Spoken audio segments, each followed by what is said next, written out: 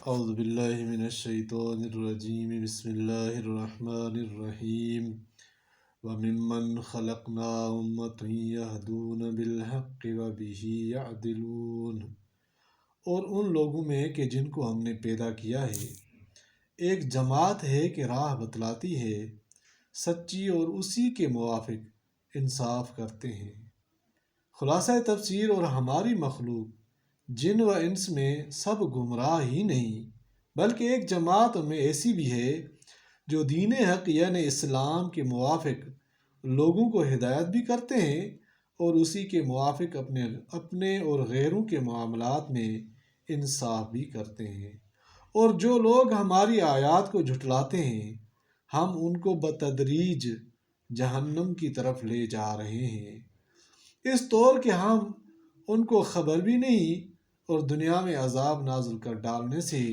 ان کو مہلت دیتا ہوں۔ بے شک میری تدبیر بہت مضبوط ہے۔ کیا ان لوگوں نے اس بات میں غور نہ کیا کہ ان کا جن سے سابقہ ہے ان کو ذرا بھی جنون نہیں، وہ تو صرف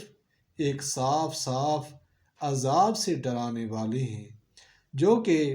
اصالتاً پیغمبر کا کام ہوتا ہے۔ اور کیا ان لوگوں نے غور نہیں کیا آسمانوں اور زمین کے عالم میں اور نیز دوسری چیزوں میں جو اللہ تعالیٰ نے پیدا کی ہیں تاکہ ان کو توحید کا علم استدلالی حاصل ہو جاتا، اور اس بات میں بھی غور نہیں کیا کہ ممکن ہے کہ ان کی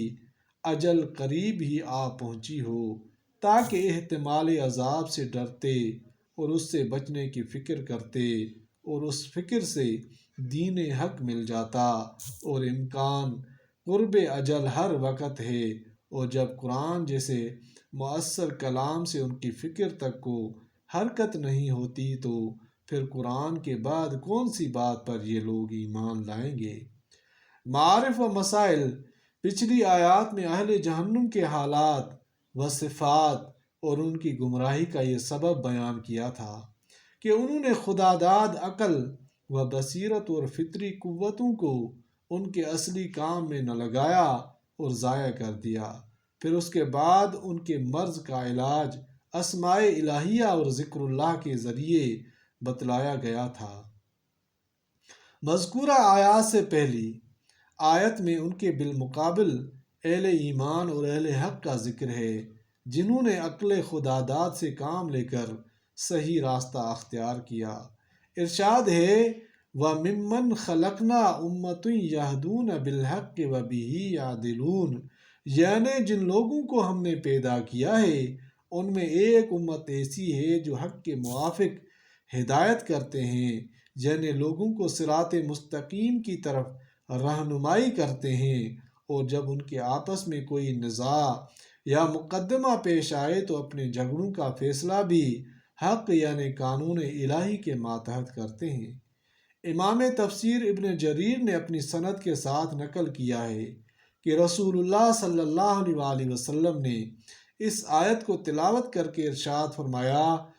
کہ یہ امت جس کا ذکر اس آیت میں ہے میری امت ہے جو اپنے سب جھگڑوں کے فیصلے حق و انصاف یعنی قانون الہی کے مطابق کریں گے اور لینے دینے کے تمام معاملات میں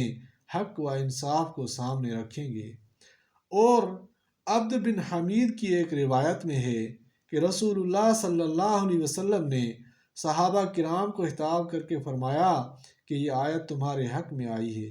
اور تم سے پہلے بھی ایک امت کو یہ صفات عطا ہو چکی ہیں۔ پھر یہ آیت تلاوت فرمائی وَمِن قَوْمِ مُوسَىٰ أُمَّةٌ يَهْدُونَ بِالْحَقِّ وَبِهِ يَعْدِلُونَ، مراد یہ کہ موسیٰ علیہ السلام کی امت میں بھی ایک جماعت ان صفات کی حامل تھی کہ لوگوں کی رہنمائی میں اور باہمی جھگڑوں کے تصفیے میں حق یعنی شریعت الہیہ کا مکمل اتباع کرتی تھی، اور امت محمدیہ کو بھی حق تعالیٰ نے ان صفات میں خصوصی امتیاز بخشا ہے۔ خلاصہ اس کا دو خصلتیں ہیں، ایک یہ کہ دوسرے لوگوں کی قیادت اور رہنمائی یا مشورے میں شریعت کا اتباع کریں،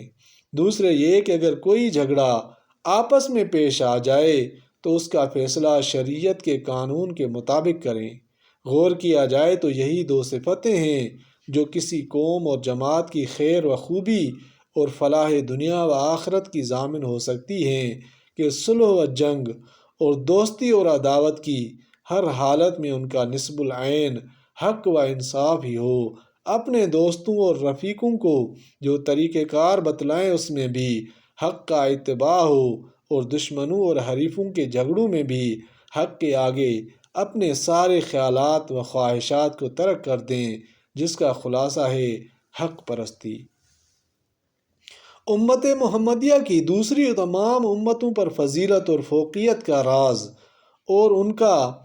ترہ امتیاز یہی حق پرستی ہے کہ انہوں نے اپنی پوری زندگی کو حق کے تابع بنایا۔ جس جماعت یا پارٹی کی قیادت اور رہنمائی کی، وہ بھی خالص حق کے تقاضوں کے مطابق کی، اپنی ذاتی خواہشات اور خاندانی یا قومی رسوم کو اس میں مطلق دخل نہیں دیا، اور باہمی نزاعات میں بھی ہمیشہ حق کے سامنے گردن جھکا دی۔ صحابہ و تابعین کی پوری تاریخ اس کی آئینے دار ہے، اور جب سے اس امت میں ان دو خصلتوں کے اندر خلل اور نقصان آیا، اسی وقت سے اس کا تنزل و انحطاط شروع ہو گیا۔ نہایت رنج و افسوس کا مقام ہے کہ آج یہی حق پرست امت خالص ہوا پرست بن کر رہ گئی ہے۔ اس کی پارٹیاں اور جماعتیں بنتی ہیں تو وہ بھی خالص نفسانی اغراض اور دنیا کی حقیر و ذلیل منفعت کی بنیادوں پر بنتی ہیں۔ ایک دوسرے کو جن امور کی پابندی طرف دعوت دی جاتی ہے، وہ بھی خالص اہوائے نفسانی یا خاندانی رسوم ہوتی ہیں۔ کوئی ان کے خلاف کرنے لگے تو سب اس کا مقابلہ کرنے کو تیار ہیں، لیکن حق و شریعت کے مطابق چلنے کا نہ کہیں معاہدہ ہوتا ہے، نہ کوئی اس کی پیروی کرنے کے لیے کسی کو کہتا ہے، نہ اس کی خلاف ورزی کرنے سے کسی کی پیشانی پر بل آتا ہے۔ اسی طرح باہمی جھگڑوں اور نزاعی مقدمات میں دنیا کی چند روزہ موہوم نفع کی خاطر اللہ کے قانون کو چھوڑ کر طاغوتی قوانین کے ذریعے فیصلہ کرانے پر راضی ہیں۔ اسی کا یہ انجام بد ہے جو ہر جگہ ہر ملک میں مشاہدے میں آ رہا ہے کہ یہ امت ہر جگہ ذلیل و خوار نظر آتی ہے، الا ماشاء اللہ انہوں نے حق سے منہ موڑا، حق نے ان کی نصرت و امداد سے رخ پھیر لیا۔ حق پرستی کے بجائے ہوا پرستی اختیار کر کے شخصی طور پر کسی فرد کو جو دنیوی منافع مل گئے وہ اس پر مگن ہیں، مگر پوری قوم و ملت کی تباہی جو اس کا لازمی نتیجہ ہے، اس کا کوئی دیکھنے سننے والا نہیں۔ اگر پوری امت کی فلاح و ترقی پیش نظر ہو تو اس کے سوا کوئی راہ نہیں کہ ان کے